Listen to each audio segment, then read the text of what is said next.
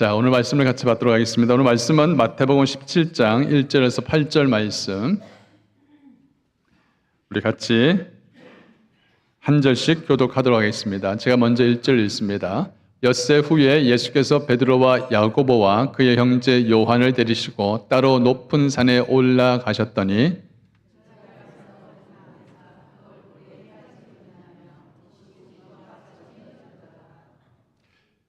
때에 모세와 엘리야가 예수로 더불어 말씀하는 것이 저에게 보이거늘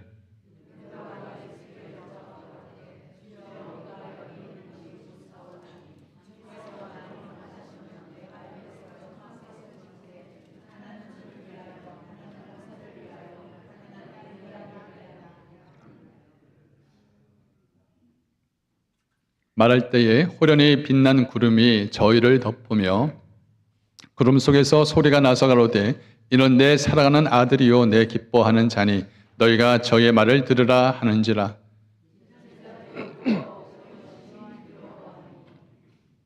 예수께서 나와 저에게 손을 대시며 가라사대 일어나 두려워 말라 하신대 제자들이 눈을 들고 보매 오직 예수 외에는 아무도 보이지 아니하더라. 아멘. 오늘 말씀은 마태복음 17장 1절에서 8절 말씀, 오직 예수 외에 보이지 않더라 라는 말씀으로 함께 말씀을 나누기를 원합니다. 여러분들 하루에 여러분들이 유튜브를 보는 시간이 과연 몇 시간쯤 될까요? 여러분 잘 모르는 것 같아도 여러분이 가지고 있는 그 셀폰, 핸드폰에는 여러분이 그 화면을 보는 시간은 총 시간 수가 다 나와 있습니다. 여러분이 어디로 갔는지 타임라인이 이미 다 나와 있습니다. 어디에서 뭘 했는지 어느 곳에 갔는지 여러분을 그냥 다 들통나는 그런 세상이죠. 여러분은 유튜브를 보면 히스토리를 보면 여러분이 뭘 봤는지도 알고 수 있습니다. 세상에 참 볼 것이 많습니다. 그죠? 눈만 뜨면은 유튜브만 틀면 TV만 틀면 뉴스만 틀면 모든 것이 세상의 모든 정보들을 다 흡수하는 것처럼 많은 것들을 습득하는 그런 시대가 지금 우리가 살고 있는 시대입니다. 많은 정보를 이곳저곳에서 습득을 하다 보니까 할 말도 많아졌습니다. 야, 내가 들어보니까 이러이러하더라. 내가 레시피를 내가 보니까 이렇게 하면 맛있더라. 또 어떻게 하면 자식들이 잘 되더라. 어떻게 하면 건강에 이걸 먹는 건 좋더라. 참 많은 정보를 듣다 보니까 많은 것을 아는 것 같아 보입니다. 근데 여러분 이 말씀을 조금만 한번 좀 깊이 되돌아보면 많은 것을 알고는 있지만 그러나 정작 깊이 있게 아는 것이 그렇게 많지 않다는 것을 아마 여러분도 아실 것입니다. 너무나 많은 과잉 정보 속에서 사람들이 갖고 있는 정보력은 늘어나지만 그러나 내가 어떻게 살아야 될 것인가에 대한 삶의 방향은 참 우리를 혼돈스럽게 하는 일들이 많이 있습니다. 어디에다 장단을 맞춰야 할지, 어디에다가 내 인생을 걸어야 할지 이런 정보들을 갖다 보니까 사람들이 방향을 잃고 초점을 맞추기가 참 어려운 시대가 우리가 살고 있는 시대라는 것을 봅니다. 여러분 꼭 기억하십시오. 방향을 잃으면 초점을 맞추기가 어렵습니다. 우리 인생의 방향을 돈에다가 초점을 맞추면 돈에 매이는 인생이 되어집니다. 제가 전에 말씀드렸는지 모르지만 어떠한 구역 예배 때 젊은 집사님 한 분이 구역 예배를 드리는데 손에서 이 컴퓨터라고 그러죠. 이 랩탑을 손에서 놓지를 못합니다. 그래서 제가 구역 예배에 가서 그분들과 함께 이제 예배를 드리는데 그 집사님 한 분 젊은 집사님이 구석에 앉아가서 계속 말씀을 듣는 것 같으면서도 눈은 항상 이 컴퓨터에 있습니다. 그래서 도대체 뭘 하나 싶어서 슬쩍 보니까 그 컴퓨터 자판에 뭐가 있냐면 주식 그래프가 나와 있는 거예요. 그분이 뭐 하시나 보니까 혹시 들어보셨습니까? 단타. 주식을 하신 분이면 알 겁니다. 시, 분, 초에 따라서 가격이 오르락내리락 하니까 비쌀 때는 어떻게 되죠? 역시 우리 교회 성도면 주식을 안 하시는군요. 비쌀 때는 팔아야 되고 내려갈 때는 사야 되는데 이 시간대 간격이 아주 짧은 시분초에 의해서 만들어지다 보니까 그분은 그 컴퓨터에서 눈을 뗄 수가 없는 거예요. 하도 사람들이 옆에서 눈치를 주니까 제가 지금 배가 아프다고 하면서 제가 화장실 좀 갔다 오겠다면서 그냥 가면 되는데 그걸 들고 들어가요. 화장실에서 한참을 보다가 이렇게 나옵니다. 어떤 때는 그 나올 때 모습 보니까 화난 모습으로 나와요. 뭐 했다? 네, 땄다는 거죠. 놓지를 못하는 거죠. 사실 우리가 사람에게 초점을 맞추면 사람한테서 사실 상처도 쉽게 받고 상처를 쉽게 주는 그런 삶을 또 살게 됩니다. 물론 신앙생활을 하면서 좋은 사람 만나는 것이 얼마나 큰 축복인지 우리도 다 알고 있습니다. 근데 여러분, 좋은 사람을 만나게 해주신 예수님은 그냥 제쳐놓고 사람에게 초점을 맞추다 보면 쉽게 상처를 주고받을 수가 있습니다. 마찬가지죠. 우리가 인생에 성공에 초점을 맞추고 건강에 초점을 맞추고 각각의 모든 관심 분야에 초점을 맞추다 보니까 그 초점에 맞춰진 인생으로 우리 생활이 디자인되어지고 그렇게 만들어져 가고 있다는 거죠. 자, 오늘 이 서두의 이 말씀을 드린 이유는 뭐냐면 우리가 신앙생활을 하면서도 우리가 예수를 바라보지만 내 마음의 시선 한 곳은 예수보다 더 많은 곳에 많은 시선을 두고 있다라는 것을 보여주고 있습니다.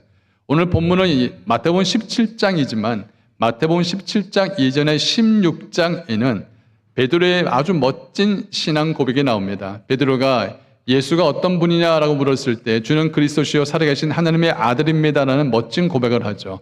근데 그 다음 이후에 예수님께서 내가 이제 십자가에서 죽을 것이다 라고 말하니까 베드로가 말합니다. 절대 그런 일이 있을 수 없습니다 라고 예수님을 말리니 예수님께서 호통을 치죠. 사탄아 물러가라고 호통을 칩니다. 어찌 보면은 예수님께서 이 제자들이 자신을 따라오는 그 모든 그 이유에는 충분한 이유가 있습니다. 그래서 예수님이 그 제자들에게 종곡을 찌르면서 말합니다.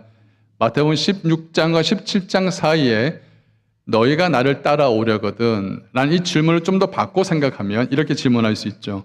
너희는 왜 나를 따라오니?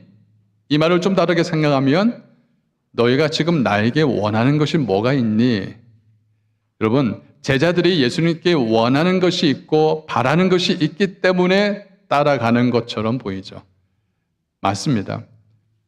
이 제자들이 생각하고 있는 그 메시아의 모습, 예수님의 모습은 자신의 어려움과 고통과 아픔을 다 해결해 줄 수 있는 메시아적인 능력의 왕 대신 그분을 기대하기 때문에, 그리고 그분을 따라가다 보면 그분의 영광스러운 그 자리에 한 자리 차지할 것 같은 그들의 필요가 있기 때문에 예수를 따라가는 것이지, 과연 이들이 예수님의 길이요 진리요 생명이라는 것을 온전히 체험하지 못한 채 그들이 필요한 것이 있기 때문에 따라가는 거예요. 그때 예수님은 정확하게 묻습니다. 너가 나를 따라오려면 자기를 부인하고 십자가를 지고 따라와야 되는데 자기를 부인하지도 않고 예수님께 뭔가를 얻으려고 예수님께 뭔가 필요하기 때문에 예수를 따라오는 그런 제자들에게 너희는 왜 나를 따라오느냐라는 그 질문을 합니다. 예수님께서 십자가에서 죽겠다라고 이제 돌아가시겠다고 말씀을 하니까 제자들은 극구 말립니다. 왜죠? 예수님이 죽으면 따라갈 스승이 없고 예수님이 돌아가시면 그들이 취할 영광의 그 자리를 얻을 수 없기 때문에 예수님 절대 죽어서는 안 됩니다라고 말합니다. 자, 그렇게 16장에서 예수님의 생각과 이 제자들의 생각이 상충되어지니까, 부딪히니까 결국 이 제자들을 3명을 데리고 예수님은 마태복음 17장으로 끌어가서 17장의 변화산의 사건을 경험하게 합니다. 제자들이 원했던 예수님의 모습과 정작 이들이 바랬던 예수님 모습과 예수님 말씀하셨던 그 모습과 너무 다르기 때문에 17장의 변화산을 통하여서 예수님이 어떤 분인지를 정확하게 보여주십니다. 그리고 예수님이 변화산에서 영광스러운 변형체를 가지고 그리스도의 영광의 인자의 영광의 모습을 이 제자들에게 보여줍니다. 제자들이 3년 동안을 예수님을 쫓아다녔잖아요. 병자를 고치고 복음을 증거하고 말씀을 가르치는 이 3중 사역을 하면서 예수님의 눈에 보였던 예수님만 봤던 그 제자들이 변화산에서 예수님의 영광스러운 영광체를 보고 나니까 전혀 다른 것을 보는 거죠. 그들이 원했던 예수의 모습의 영광과 예수님의 변형되어져 있는 그리스도의 영광의 모습은 전혀 다른 영광입니다. 이때까지 제자들이 쫓아갔던 그 예수의 영광은 자기가 나중에 그 영광의 자리에서 한 자리 차지하려고 하는 그런 인위적인 영광이 있지 몰라도, 그러나 주님이 보여주셨던 영광은 만들어진 영광이 아니라 하늘로부터 내려지는 하나님의 거룩한 인자의 영광, 그리스도의 영광의 모습을 보여주게 된 것입니다. 제자들은 이 변화산에서 예수님의 영광을 경험하고 난 이후에 그의 사역과 삶에 놀라운 변환점, 전환점이 일어납니다. 사랑하는 성도님들, 이 말씀을 우리 삶에 한번 적용을 해봅시다. 우리도 제자처럼 예수님께 뭔가 원하는 것이 있기 때문에, 예수님께 뭔가 바라는 것이 있기 때문에 제자들이 예수를 따라가는 것처럼 쫓아가지는 않습니까? 우리가 믿고 있는 그 예수님, 우리가 구원자라고 믿고 있는 그 예수님을 믿는 그 믿음 가운데서 과연 우리는 16장에 머물러 있고 17장의 그리스도의 영광을 한 번도 경험하지 못한 채 우리는 16장에 있는 그 예수 그리스도만을 바라보는 제자처럼 우리가 원하는 예수만을 바라보고 있지 않는가? 만약에 이들이 그리스도의 참된 영광을 경험하지 못했다면, 그리스도의 영광이 어떤 것인지를 만나보지 못했다면 아마 이들은 어떤 일을 해서라도 예수를 십자가에 가게 하는 것을 막았을 겁니다. 그런데 마태복음 17장에 그리스도의 영광의 변형체를 경험하고 난 이후에 그들이 원하는 예수님의 영광은 우리가 생각하는 그 영광을 훨씬 능가하는 하나님의 거룩한 인자 영광인 것을 보게 되어졌습니다. 요한복음 1장 14절 말씀을 보시면은, 우리 같이 한번 말씀을 같이 읽겠습니다. 시작. 말씀이 육신이 되어 우리 가운데 거하심에 우리가 그의 영광을 보니 아버지의 독생자의 영광이요 은혜와 진리가 충만하더라. 자, 보십시오. 우리가 그의 영광을 보니, 여러분, 그리스도의 영광, 독생자의 영광, 주님의 그 영광을 우리가 영광을 보니, 즉 그리스도의 영광을 본 사람이 있다 없다? 있다는 거예요. 우리가 그리스도의 영광을 보니, 즉 하나님의 아들 독생자 그리스도의 영광을 체험한 사람들이 있다는 거예요. 여러분, 그리스도의 영광을 경험한 사람들은요, 결코 그리스도를 따르는데 이 땅의 것들에 매지 아니하고 하나님의 거룩한 영광을 경험한 사람들은 전혀 다른 삶을 살게 되어져 있습니다. 그냥 단순히 예수를 믿는 의무감에서 믿는 것이 아니라, 예수를 따르는 것이 종교적인 어떠한 그런 마음의 관습이나 아니면 부모가 예수를 믿기 때문에 그런 신앙이 아니라, 그리스도의 영광을 경험한 사람들의 그 신앙생활은요, 어디를 가도 어느 곳에 있든지 주님을 의지하고 따르는 사람인 줄 믿습니다. 아멘. 독생자이신 예수 그리스도의 영광이 과연 내가 믿는 이 신앙생활 가운데 한 번이라도 임했는지 한번 돌아봤으면 좋겠습니다. 내가 태어날 때부터 예수를 믿는 그리스도인이다. 내가 어떻게 해서 예수를 믿고 교회 생활하고 신앙생활을 하고 있는데, 신앙생활은 해왔지만 그러나 그 가운데 그리스도의 영광을 맛보면서, 그 그리스도의 영광을 경험하면서 16장에서 머무르는 것이 아니라 17장의 변화산의 그 주님의 영광을 경험하면서 과연 내가 신앙생활을 하는 사람인지 한번 돌아보자는 것이죠. 내가 믿는 그리스도인의 삶 속에 그리스도의 영광이 임하면요, 결코 그 영광에는 어두움이 침범할 수 없습니다. 어둠에 침범할 수 없기 때문에 이 땅에 살아가면서 겪는 수많은 많은 문제들과 많은 산적하게 쌓여져 있는 그 모든 것에 해결이 있고요. 그리고 이 땅에 살아가면서 겪을 수 있는 그런 살면서 매이고 묶였던 어둠의 사슬들이 끊어질 것이며, 또한 우리가 벗으려고 해도 떠나려고 해도 못 벗어나고 있는 모든 죄악의 더러움의 끈들을 끊을 수 있으며, 또한 모든 질병과 아픔들과 고통을 다 싸매주실 수 있는 그 주님의 위로와 치료함을 경험할 수 있는 것이 바로 주님의 영광이라는 것입니다. 저는 이 영광을 사모합니다.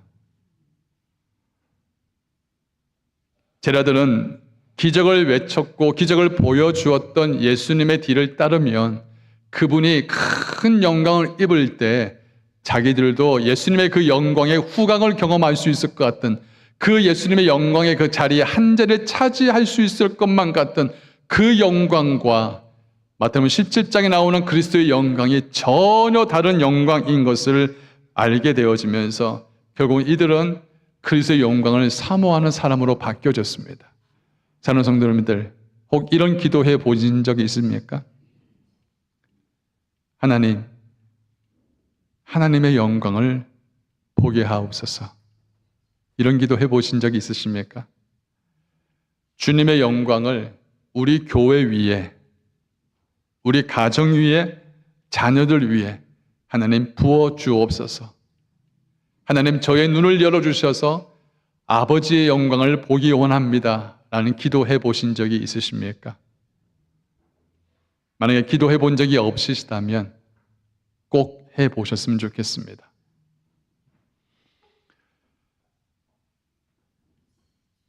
제가 미국에서 사역을 할 때에 어떤 분을 알게 됐냐면 북한 분을 만났습니다.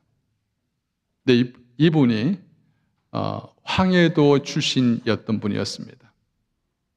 근데 이분은 주체사상에서 매여 있던 그런 평생을 살다가 남한 사람과 결혼한 최초의 1호 이제 국적이 다른 북한과 남한이 함께 결혼해서 맺어진 첫 번째 최초의 가정이었습니다. 근데 이 여자분의 그 가족은 이제 신분을 밝힐 수 없는 고위급 관리 그런 집안이었습니다. 근데 이분이 남편과 결혼을 했던 그런 국제 결혼을 했었는데 그 신문에도 크게 났었습니다. 근데 이분이 예수를 전혀 몰랐던 사람이었는데 남편과 결혼 생활에서 너무 아픈 경험을 했습니다. 남편은 알고 보니까 무당집 아들이었습니다. 이 무당집 아들이었던 것을 저는 모른 채 결혼했는데 너무너무 힘든 그런 가정생활을 하다 보니까 이 여자는 결국 나중에는 삼국을 통해서 미국으로 망명을 합니다. 미국으로 망명을 해서 이렇게 삶의 터전을 잡고 살려고 하는 그때에 어떤 누군가를 통해서 예수님을 만나게 됐습니다. 그리고 교회를 나오게 됐죠. 어쩌면 전혀 예수를 알지 못했던 그 자신의 인생에서 하나님은 희한한 방법이죠. 전혀 생각지 못했던 방법을 통해서 이렇게까지 교회에 나오게 되어주고 예수를 만나고 복음을 받아들이고 성령을 받고 그의 인생 가운데 하나님의 영광을 그 자매는 경험을 하게 되어졌습니다. 우리가 믿는 그리스도의 생활을 하면서 사실 우리가 그리스도의 영광을 한 번이라도 더 깊이 진하게 뜨겁게 한번 경험을 해본다면 그 사람은 결코 예수님을 버릴 수가 없습니다. 한 번도 경험하지 못한 채 그리스도의 영광이 무엇인지 알지 못한 채 신앙생활을 한다면 어쩌면 참 밋밋한 신앙생활을 할 수도 있다는 거예요. 그래서 사도 바울은 에베소 교회 사람들에게 뭘 말씀을 증거하냐면 너희가 받은 그 영광이 얼마나 큰지를 안다면 찬송할 수밖에 없다. 은혜의 영광을 찬송하라고 그렇게 거듭 강조를 하고 있습니다. 어쩌면 우리가 하나님의 영광, 그리스도의 영광으로 인해서 우리 인생 가운데 일어났던 그 일이 무엇인지 모르기 때문에 우리가 하나님의 영광을 찬양하지 못하고 찬송하지 못한 채 살아갈 수도 있습니다. 말씀을 통해서 한번 짚어보기를 원하는데 에베소서 1장 5절 말씀, 6절 말씀을 보십시오. 자, 1장 5절을 보면 예수 그리스도를 말미암아 하나님이 자기의 아들이 되게 하셨으니 6절 말씀. 자, 은혜의 영광을 찬송하게 하련다. 은혜의 영광을 찬송하게 하기 위함이다. 그 이유는 뭐냐면 아까 5절 말씀 하나님의 아들이 되게 하기 위해서입니다. 자, 그리고 7절 말씀 은혜의 풍성함을 따라서 은혜의 그 풍성함의 그 영광을 경험한 사람들 왜? 무엇 때문에? 뭘 받았기 때문에?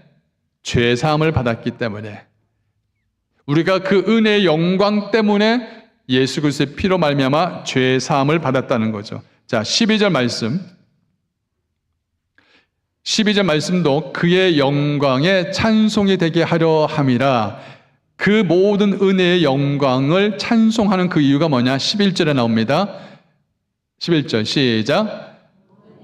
그의 뜻대로 결정대로 일하시는 이의 계획을 따라 우리가 예정을 입어 그 안에서 기업이 되었으니, 즉 우리가 그 영광을 찬송하는 그 이유가 뭐냐? 우리가 주님의 택함을 받고 예정함을 입었고 우리가 하나님의 기업을, 유산을 이어받을 상속자가 되었다.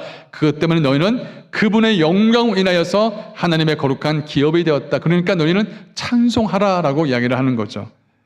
자, 14절 말씀. 14절 보니까 그의 영광을 뭐하게 한다? 찬송하게 하려 한다. 그 이유가 뭐냐? 13절 같이 읽어봅시다. 그 안에서 너희도 진리의 말씀 곧 너희의 구원의 복음을 듣고 그 안에서 또한 믿어 약속의 성령으로 인치심을 받았으니, 너희가 은혜의 영광을 경험했는데 그 은혜의 영광 때문에 너희 속에는 그 모든 것을 확증하고 보증할 수 있는 성령을 너희에게 주셨다. 너희가 바로 이 은혜의 영광 가운데 있기 때문에 하나님의 성령의 인치심을 받았다.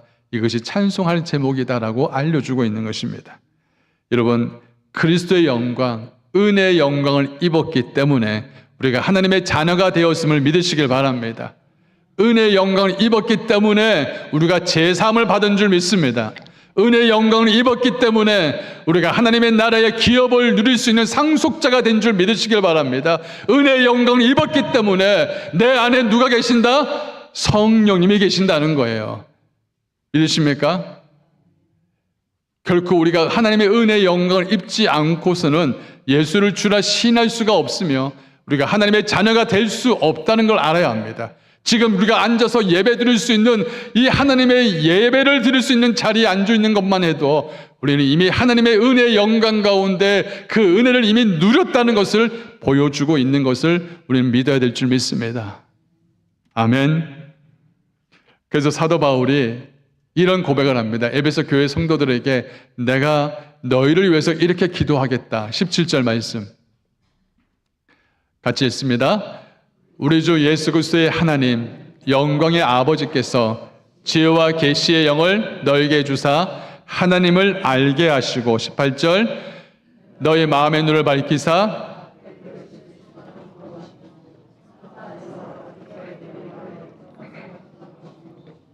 19절 그 힘의 위력으로 역사하심을 따라 믿는 우리에게 베푸신 능력의 지극히 크심을 어떠한 것을 너희로 알게 하시기를 구하노라. 아멘. 저는 이 말씀을 준비를 하면서 이런 마음의 소원이 생깁니다. 하나님, 우리 사랑하는 성도님들의 그 눈을 열어주셔서 우리 성도님들에게 지혜와 계시의 영을 부어주셔서 하나님의 영광이 얼마나 풍성한지, 하나님의 힘의 능력이 얼마나 크신지를 하나님 경험하게 하옵소서. 이런 기도의 제목이 절로 나옵니다. 저는 우리 성도님들이 그 아버지의 영광, 독생자의 영광을 다 누리는 그 은혜와 축복이 있기를 간절히 축원합니다. 나를 위한 신앙이 아니라, 나를 위한 복음이 아니라 그리스도의 영광에 완전히 압도되어지는 그런 살아있는 신앙생활을 할 수 있는 그 은혜가 우리 성도들 위에 임하기를 주의 이름으로 축원합니다. 베드로는요, 평생 경험하지 못한 그런 그리스도의 영광을 경험을 하다 보니까 너무 좋은 거예요. 변화산에 올라가서 그리스도의 영광을 경험하니까 너무 좋아서 이렇게 고백합니다. 주님, 여기가 좋사오니 초막셋을 지어서 하나는 모세, 하나는 엘리야, 하나는 예수님을 위해서 초막을 딱 지어서 그냥 여기서 살고 싶습니다 라고 이렇게 이야기를 합니다. 여러분, 사실 어디 좋은 데 가면 이런 이야기 하잖아요. 야, 너무 좋다, 여기서 그냥 집 짓고 살았으면 좋겠다, 이런 생각 들은 곳이 있으세요, 없으세요? 있잖아요. 근데 안 짓죠? 그런 곳이 있어서 모세도 엘리야도 보니까 너무 좋고 예수님의 영광을 보니까 너무 좋아서 이 베드로가 여기서 초막을 짓고 살고 싶습니다 라고 이야기를 합니다. 사람들이 사실 너무 좋으면 거기서 그냥 털을 받고 싶고 그냥 살고 싶은 거예요. 여기가 너무 좋으면, 너무 편하면 여기가 너무 좋은 거예요. 사람들이 너무 편하면 안 움직입니다. 그냥 움직이자 그래도 그냥 내버려 둬요, 그냥 살게 하면서 사람들 움직이지 않죠. 여러분, 믿는 그리스도인들에게 제일 듣기 싫은 네 가지 소리가 있습니다. 뭘까요? 믿는 그리스도인들이 가장 듣기 힘들어하는 네 가지 소리가 있는데, 첫 번째가 기도합시다. 두 번째가 전도합시다. 세 번째가 말씀 봅시다. 네 번째가 회개합시다. 사실 이 말들은요, 우리가 들어야 사는데, 근데 이 말 들으면 아파요. 왜죠? 기도를 하기 힘들어하니까 기도하자니까 힘들고, 말씀 보기 힘들어하니까 말씀 보자니까 너무 부담스럽고, 회개할 게 너무 많은데 회개하자니까 자꾸 가슴을 찌르는 것 같고, 사실 이 말들은 우리를 살리는 말씀들인데 불구하고 사실 우리가 듣기 힘들어합니다. 그냥 신앙생활도 편한 게 좋다고 편하게 신앙생활을 하기를 원하는 사람들이 많습니다. 사람들이 편안하면 움직이지 않습니다. 제가 멘토로 섬겼던 목사님이 이런 이야기를 자주 했습니다. 성도들이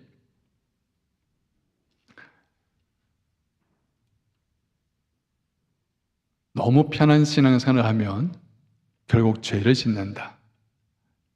성도들은 달달달 볶아야 한다. 여러분, 이 말이 처음에 저는 이해가 되지 않았습니다. 근데 가만히 생각을 해보니까요, 성도들이 정말 하나님의 은혜 앞에 서지 못하고 그냥 세상 가운데 늘 살도록 내버려 두면, 그냥 주일만 잘 지키십시오라고 편안하게 신앙생활 할 수 있게끔 내버려 두면, 이들이 사는 그 삶의 현장에는 치열한 전쟁터인데 맞서 싸울 수 있는 힘이 없으면 늘 쓰러지고 무너지거든요. 그러니까 어떻게 해서든지 성도들을 달달달 볶는다는 것은 부정적인 의미지만, 성도들을 달달달 볶아서 어떻게 해서든지 은혜를 받게 해라는 거예요. 은혜를 받게 해서 이들이 싸워 나갈 수 있는 힘을 기르게 만들어라는 거죠. 여러분, 우리 성도님들은, 물론 성숙한 성도들은 말하지 않아도 기도합니다. 성숙한 성도들은 막 요구하지 않아도 하나님 말씀 앞에 서게 하시고 엎드려 기도하고 회개합니다. 근데 여러분, 다 그럴까요? 그렇지 않거든요. 많은 그리스도인들이 삶의 현장에서 주일뿐만 아니라 모든 삶의 6일 동안에 싸우는 현장에 기도합니까? 기도하기 힘들어하죠. 회개합니까? 하나잖아요. 이런 모든 것이 있으니까 어떻게 해요? 달달달 볶았으라도, 은혜를 받게 했으라도 이들이 싸워 나갈 수 있는 사람으로 만들어야 된다는 거. 그러니까 편안한 신앙생활을 추구하다 보면 어느 순간에 내가 마음의 중심이 하나님이 아니라 세상 가운데 묶여 있다는 것을 보게 될 겁니다. 은혜를 받게 하는 것은요, 세상에서는 어떤 것에도 은혜를 받게 할 수 있는 그런 조건이 없어요. 하나님 앞에 서서 그 주님의 말씀 앞에 엎드려서 결국 내가 하나님 앞에서 내 영이 깨어지고 회개하며 내 심령을 찌를 때에 하나님 앞에서 받을 수 있는 그 은혜로 인해서 내가 살아나기 때문에, 여러분, 편안한 신앙생활을 하고 싶습니까? 저는 저희 교회 성도님들 편안하게 만들지를 못하겠습니다. 우리 성도님들이 어떻게 해서든지 은혜를 받아, 어떻게 해서든지 마귀와 싸우고 이겨나갈 수 있어서 하나님 보실 때 잘했다 칭찬 듣는 성도를 만들고 싶지, 그냥 아무것도 시키지 않고 아무것도 하지 않는 그냥 내버려둬요, 그냥 살다 가게, 이런 성도 만들고 싶지 않아요. 아멘. 베드로는 여기가 좋습니다 라고 했는데 예수님은 그렇지 않다는 거예요. 너가 살아야 할 곳은 이 변화산 꼭대기가 아니라 저 밑이라고. 여전히 병자가 있고 아픔이 있고 고통이 있고 실패가 있고 좌절이 있는 그 산 밑에서, 그인 밑에서 너희가 이 변화산의 영광의 그 하나님의 영광을 실현해야 될 것은 산 위가 아니라 치열하게 싸우는 삶의 전쟁터에서 우리는 그 그리스도의 영광을 재현해야 되는 것, 이것이 우리가 살아가야 할 분명한 사명이라는 것입니다. 빌립보서 2장 5절 8절 말씀은 예수님께서 그리스도의 영광을 끝까지 추구하지 않았습니다. 오히려 그리스도의 영광을 주님은 내려놓았습니다. 빌립보서 2장 5절 8절 보시면 이렇게 나오죠. 우리 한 목소리를 읽겠습니다. 시작. 너희는 이 마음을 품으라. 곧 그리스도의 예수의 마음이니 그는 근본 하나님의 본체시나 하나님과 동등됨을 취할 것으로 여기지 아니하시고 오히려 자기를 비워 종의 형체를 가지사 사람들과 같이 되셨고 사람의 모양으로 나타내사 자기를 낮추시고 죽기까지 복종하셨으니 곧 십자가에 죽으심이라. 여기가 좋사오니라고 하면서 그렇게 그 변화산 꼭대기에서 사는 것이 베드로의 소원이었지만 그러나 주님은 그렇게 말씀하지 않으셨어요. 나는 하나님의 영광, 하늘 영광을 버리고 그 죄악으로 머물러 있는 이 땅에 내려왔듯이 너희가 그리스도의 영광을 맛보았다면 너희가 이 그리스도의 영광을 실현해야 될 곳은 바로 너희가 사는 이 삶의 현장이라는 거예요. 주님을 사랑한다는 것은요, 그분의 영광만을 쫓는 것이 아니라 십자가까지 사랑하고 그 십자가를 지는 것이 바로 주님을 사랑하는 길인 줄 믿습니다. 그 영광의 도취에서 초막을 찍고 그렇게 살고는 싶지만 그러나 우리가 살아야 될 이 삶의 현장에서 그리스도의 영광을 실현할 수 있는 은혜가 우리 성도들에게 있기를 주의 이름으로 축원합니다. 제자들이 하늘에서 들려지는 음성을 듣습니다.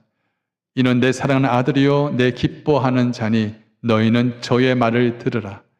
그리스도의 영광을 경험한 제자들은요, 이제는 무엇을 해야 하는지를 분명히 알게 되었습니다.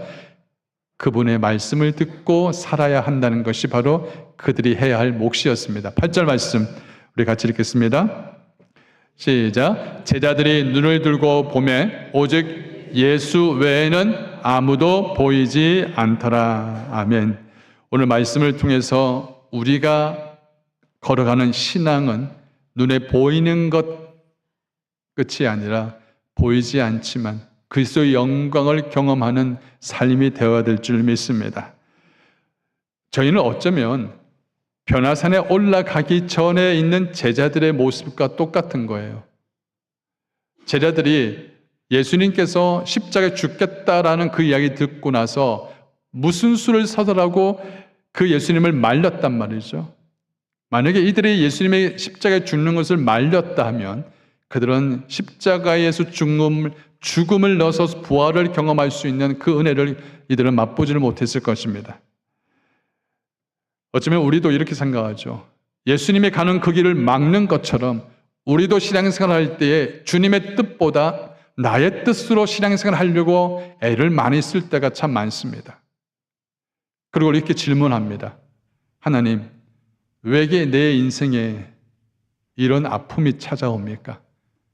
하나님, 그렇게 기도했는데 왜 하나님 내 기도에 침묵하십니까? 하나님, 왜 내 삶 속에 이런 고통이 일어나야만 합니까? 라고 하면서 예수님이 십자가 길을 걸어가는 그 길을 막는 제자들처럼 우리가 하나님이 내게 원하시는 것을 따라가지 아니하고 내가 원하는 신앙생활을 하려고 이렇게 내가 원하는 길을 걸어가는 내 모습 속에서 하나님이 오히려 아무런 답을 하지 않는 것처럼 보일 때가 있습니다. 그런 제자들을 데리고 예수님이 어디로 갔다고요? 변화산으로 올라갔습니다. 그 변화산에 올라가서 제자들에게 너희가 가지고 있는 모든 인생의 근심거리, 염려거리, 걱정거리, 불평거리, 두려움 모든 것들을 내려놓고 그 변화산에서 예수님이 어떤 분인지를 직접 주를 바라보라. 여러분 마찬가지죠. 우리가 갖고 있는 모든 문제거리, 염려거리, 근심거리 이 모든 것들을 사실 우리는 공존하며 살아갑니다. 그런데 이 많은 그런 근심거리 것들과 존재하고 공존하는 그런 삶 속에서 우리가 예수를 만나보지 못하고 예수님의 영광을 한 번도 경험하지 못한다면 우리는 신앙생활을 하는 것 같아 보여도 정말 신명나는 하나님이 기뻐하는 감사하는 감격하는 그런 신앙생활을 한 번도 하지 못할 수도 있다는 거예요. 사랑하는 성도님들, 우리가 그리스도의 영광을 맛보게 되어지면 문제보다 크신 하나님, 죽음을 이기신 하나님, 나와 영원토록 함께 하신 그 하나님을 분명히 보게 될 것입니다.